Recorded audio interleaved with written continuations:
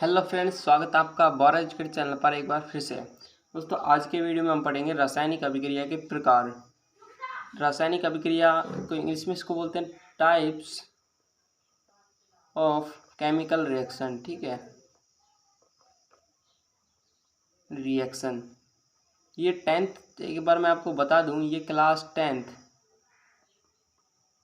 NCERT और RBSC वालों के लिए है। ठीक है, साइंस का वीडियो है, चैप्टर नंबर 1 है ये। इसका पार्ट 3 है।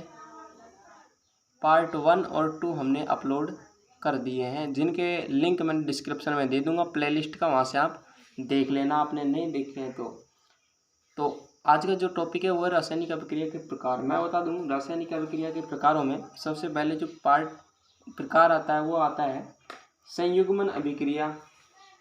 ठीक है, संयुग्मन आपको नाम से ही पता लग रहा होगा, स और युग्मन। ठीक है, संयुग्मन जिसे एडिशन रिएक्शन भी बोलते हैं। मैं लिख देता हूँ, संयुग्मन रिएक्शन अभिक्रिया जिसे अपन एडिशन इंग्लिश में लिखेंगे आप तो आपकी इंग्लिश भी स्ट्रांग होती जाएगी। ठीक है, एडिशन रिएक्शन, इसको रिएक्शन को शॉर्ट में ऐसे लिखते हैं। ठीक है, लिख सकते हो आप। तो इनमें क्या हो रहा है, ऐड हो रहे हैं दो चीज़ें या दो से अधिक चीज़ें ऐड हो रही हैं तो एक चीज़ बना रही हैं। ठीक है, जैसे A + B ऐड होके C बना लिया। ठीक है, इधर के साइड के जो बाईं ओर आते हैं उन्हें अभिकारक बोलते हैं, मैं पिछले वीडियो में बता चुका हूँ, विकारक। और जो दाईं ओर आते हैं उन्हें हम उत्पाद बोलते हैं, प्रोडक्ट बोलते हैं।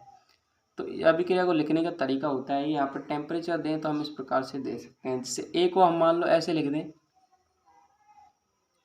इस A को हमने इस वाले से लिख दिया ब्लू कलर से और B को हमने रेड कलर से लिख दिया, तो फाइनली जो उत्पाद बनेगा वो C है।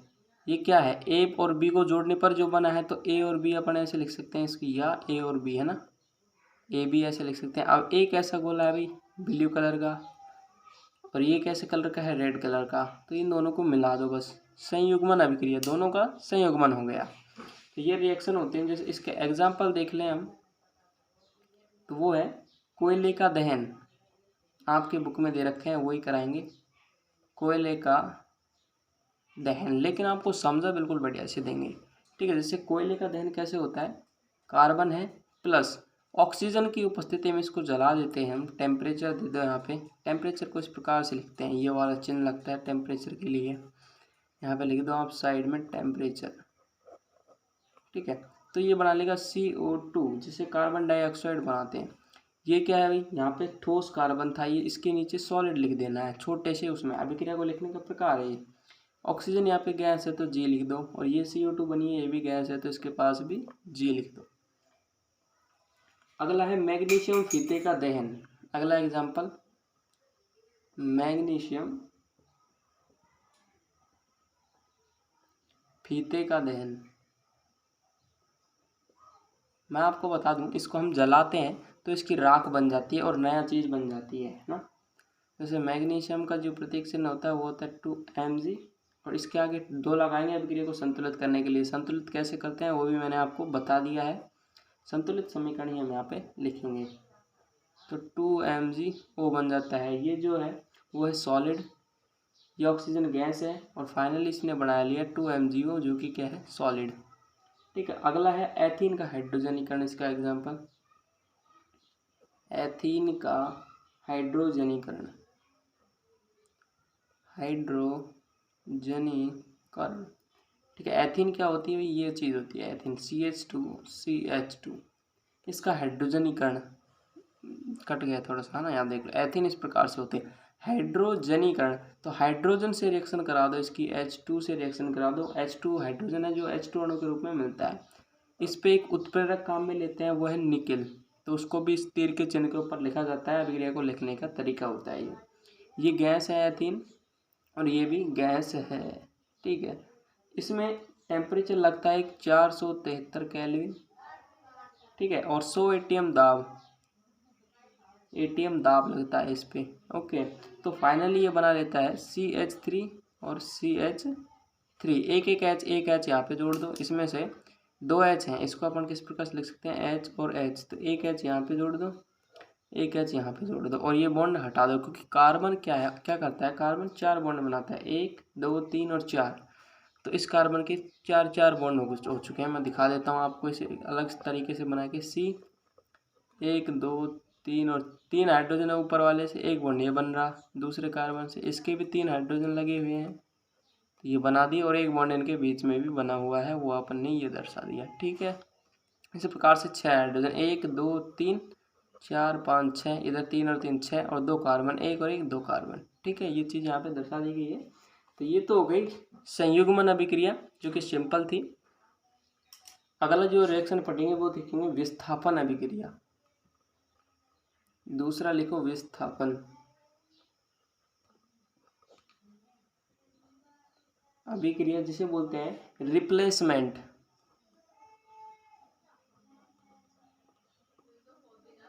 Replacement reaction. ठीक है,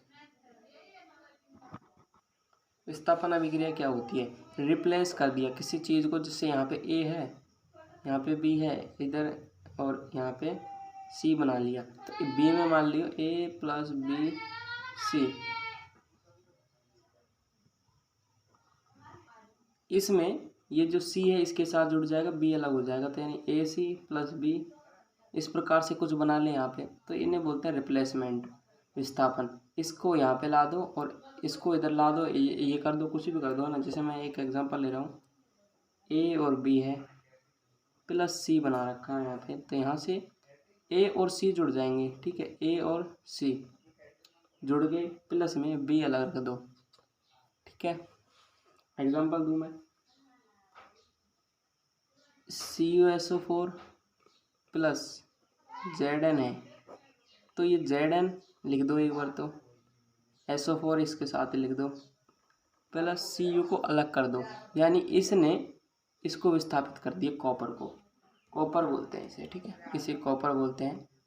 तो ये बाहर निकल गए यहाँ से कॉपर, और ZnSO4 इसने इसका विस्थापन कर दिया, इसलिए इसे विस्थापन अभिक्रिया बोलते हैं। तो ऐसे अभिक्रियाओं को ही हम विस्थापन अभिक्रिया बोलते हैं, जिसमें एक परमाणु का दूसरे परमाणु द्वारा विस्थापन कर दिया जाता है। नोट्स में आपको बिल्कुल बढ़िया इसकी लैंग्वेज लिखी हुई है, हिंदी भी लिखी हुई है, तो उसे आप पढ़ लेना। मैं नोट्स का जो PDF है वो आपको इंस्टाग्राम पे आपको मैसेज करना है। इंस्टाग्राम का लिंक कहाँ पे, डिस्क्रिप्शन में उसका लिंक दिया हुआ है, उस पर जाके मैसेज कर दें, आपको वहाँ पे इसकी PDF बिल्कुल फ्री मिल जाएगी। ठीक है, कलरफुल नोट्स है।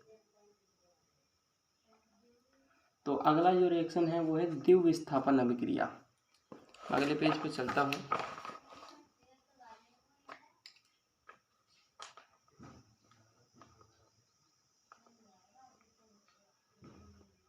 द्विविस्थापन अभिक्रिया,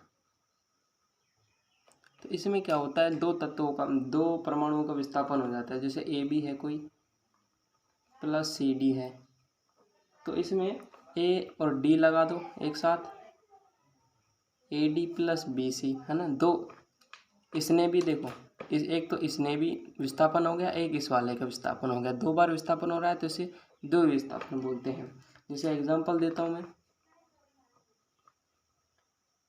CuSO4 प्लस 2NaOH, तो फाइनली बना लेता है CuOH का होल ट्वाइस प्लस Na2SO4।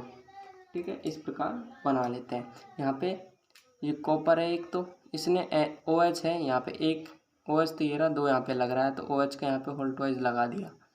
यहाँ पे Na2 है, एक दो Na है, दो Na, तो Na2SO4 यहाँ से लिया गया है, यहाँ पे लिख दिया। ठीक है, ये विस्थापन हो गया, दो बार विस्थापन हो गया, इसलिए दो ही विस्थापन अभिक्रिया बोलते हैं। और अगला जो रिएक्शन है वो है अपघटनीय अभिक्रिया, है ना। द्विविस्थापन अभिक्रिया को भी आप लैंग्वेज नोट्स में से लिख लेना, उसका लिंक भी मैं आपको इंस्टाग्राम पर भेज दूंगा। ठीक है, अब अपघटनीय अभिक्रिया लिखिए अभी। तो अपघटनीय अभिक्रियाओं में क्या होता है, अपघटन हो जाता है। जैसे कोई AB है, वो चेंज टूट के A प्लस B में बदल जाता है। ठीक है, ये होती हैं। तो अब अपघटन किन किन के द्वारा कर सकते हैं, ये तीन प्रकार की हो जाती हैं। एक तो हम विद्युत देकर विद्युत के द्वारा अपघटन करते हैं, वैद्युत अपघटन। एक ऊष्मीय अपघटन, ऊष्मा अपघटन। और तीसरा है प्रकाश अपघटन। एक तो प्रकाश दे दें, देखो वैद्युत दी यहाँ पे, तो अपघटन कराया तो वैद्युत अपघटन, ऊष्मा दी तो ऊष्मा अपघटन, और प्रकाश दिया तो प्रकाश अपघटन। अभी मैं आपको देता हूँ वैद्युत अपघटन, इसका एग्जाम्पल यहाँ पे वैद्युत अपघटन। ठीक है, तो इसमें क्या है, विद्युत तो देनी और कुछ नहीं। जैसे एग्जाम्पल ले लूँ मैं जल का, 2H2O, इसे बोलते हैं वाटर। इस पे अपन ने विद्युत धारा दी, विद्युत धारा, विद्युत धारा देते हैं तो ये ऑक्सीजन और हाइड्रोजन गैस में परिवर्तित हो जाता है। यहाँ पे ये लिक्विड फॉर्म में था तो ये ऐसे बदल गया है ना, अपघटन हो गया। H2O था वो 2 अणुओं में टूट गया है ना। तो कोई भी यौगिक है वो 2 अणुओं में टूट जाता है, 2 से अधिक अणुओं में टूट जाता है एक यौगिक। नेक्स्ट एग्जांपल लें, जैसे NaCl है, इस पे हमने विद्युत धारा प्रवाहित की दोबारा, तो क्या होगा, ये Na में टूट जाएगा और Cl में टूट जाएगा। लेकिन ये एक अणु के रूप में नहीं पाए जाते हैं, इसलिए हम यहाँ पे 2 लगा देंगे। इधर भी आप 2 लगा दो और इधर भी 2 लगा दो। ठीक है, ये गैस हो जाएगी, ये एक्वस हो जाएगा। विलियन, विलियन के लिए आप एक्वस लिखोगे, और ये क्या है, ये भी एक्वस ही है। ठीक है, अब ऊष्मीय अपघटन देखते हैं, दूसरा वाला ऊष्मीय अपघटन। तो ऊष्मीय अपघटन में क्या होता है, ऊष्मा देनी पड़ती है फिर हो जाते हैं वो अपघटन। जैसे एग्जांपल लें इसका, CaCO3 है, जिसे कैल्शियम कार्बोनेट बोलते हैं, कैल्शियम कार्बोनेट। इसको जब हमने ऊष्मीय अपघटन, ऊष्मा दी यहाँ पे, ऊष्मा गर्म करते हैं इसे, ठीक है, तो यहाँ पे ये टूट जाता है CaO और CO2 गैस में ही। ठीक है, तो इसे बोलते हैं कैल्शियम ऑक्साइड, कैल्शियम ऑक्साइड में बन जाता है। ठीक है, नोट्स आपको सीधे इंस्टाग्राम पर मैसेज कर देना है, मैं आपको वहाँ पे बिल्कुल फ्री नोट्स मिल जाएंगे। ठीक है, इस पर जो टेम्परेचर दिया जाता है वैसे 473 केल्विन दिया जाता है। ठीक है, अब अगला जो प्रकार है अपघटन और अभिक्रिया का, वो है प्रकाशीय अपघटन। उसका भी एक एग्जांपल देके समझा देते हैं, वैसे समझ आ गया होगा। किसी भी अभिक्रिया में टूट जाना किसी भी यौगिक का, जैसे HBr है, एग्जाम्पल ले लें इसका भी, एग्जाम्पल से जल्दी समझ आता है। इस पर हमने H में प्रकाश डाल दिया सूर्य का, तो इससे हम सूर्य के प्रकाश को कुछ इस प्रकार से लिखा जाता है। ठीक है, दर्शाया जाता है, तो H बन जाता है और Br बन जाता है, ये गैस से निकल जाती है, ब्रोमीन जिसे बोलते हैं। लेकिन ये भी एक एक अणु के रूप में नहीं पाए जाते, तो 2 यहाँ पे लगा दो, 2 यहाँ पे और 2 यहाँ पे लगा दो, तो ये हो गई अपघटनीय अभिक्रियाएं। इसके बाद अपन अभिक्रिया देखेंगे मंद एवं तीव्र अभिक्रियाएं। जो अभिक्रिया तेज होती हैं उन्हें तीव्र अभिक्रिया, और मंद अभिक्रियाएं जो धीरे होते हैं उन्हें मंद अभिक्रियाएं कहते हैं। तो लिख लो आप सीधा सा, मंद अभिक्रिया, तीव्र अभिक्रिया, तीव्र अभिक्रिया। अभिक्रिया के वेग को बढ़ाने के लिए इसमें क्या डालते हैं, उत्प्रेरक डाल देते हैं एक। चलो मैं एक एग्जांपल दे देता हूँ। तीव्र अभिक्रिया बहुत तेज स्पीड से होती हैं वो, जैसे NaOH प्लस HCl, तो बना लेगा ये Na और Cl, एक यहाँ से NaCl और ये H, देखो यहाँ का OH और यहाँ से H बन के निकलेगा क्या, H2O। ठीक है, ये बना लेगा। अगला एग्जांपल देखें हम, जैसे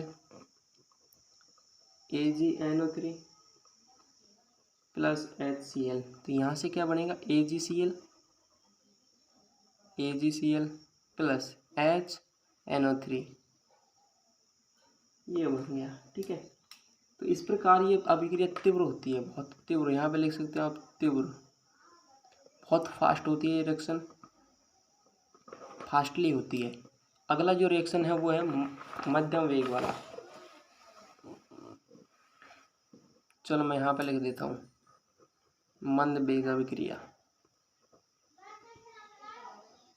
जो अभिक्रियाएं धीरे होती हैं, जैसे लोहे पर जंग लगना। ठीक है, एग्जांपल बता दूं मैं इसका, लोहे पर जंग लगना, जंग लगना, ये बहुत धीरे धीरे की प्रक्रिया होती है, बहुत दिनों में लगती है जंग, ऐसे थोड़ी लग जाती है। जैसे एग्जांपल यही है, इसमें मैं दे देता हूँ 4Fe + 3O2 आपकी बुक में दे रखा है, उसे करा देते हैं। और नोट्स में आपको और भी एग्जांपल इसके मिल जाएंगे, वो भी सिंपल है। तो 2Fe2O3 3H2O, जिसे क्या है जंग का सूत्र है, तो इसे आप याद रखना। जंग का सूत्र पूछ लें आपसे तो 2Fe2O3 और डॉट लगा के 3H2। ठीक है, ये हो गया मंदवेग और तीव्रवेग अभिक्रिया। सभी अभिक्रिया के प्रकार आपको बता दिए हैं NCERT में जो है वो। और अगले वीडियो में हम, आज के लिए बस इतना ही, अगले वीडियो में उत्क्रमणीय अभिक्रिया और अनुत्क्रमणीय अभिक्रिया पढ़ेंगे और ऑक्सीकरण अपचयन अभिक्रिया पढ़ेंगे, उपचयन और अपचयन अभिक्रिया ये पढ़ेंगे। और इसके बाद आपको इसमें कुछ नहीं है, और तो मैं देख देता हूँ बुक में, बस फाइनल टॉपिक होगा अगले वीडियो में। 10 मिनट का वीडियो और बनाएंगे, उसमें आपको वीडियो ख़त्म, पूरा चैप्टर ख़त्म कर देंगे। इसके बाद हम नोट्स का एक वीडियो, नोट्स के लिए एक वीडियो बना देंगे, उसमें आपको नोट्स कैसे कैसे प्राप्त करने हैं वो बता दिया जाएगा। और वीडियो कैसा लगा लाइक करें, चैनल को सब्सक्राइब करें और कमेंट करके ज़रूर बताएं वीडियो कैसा लगा। थैंक यू दोस्तों।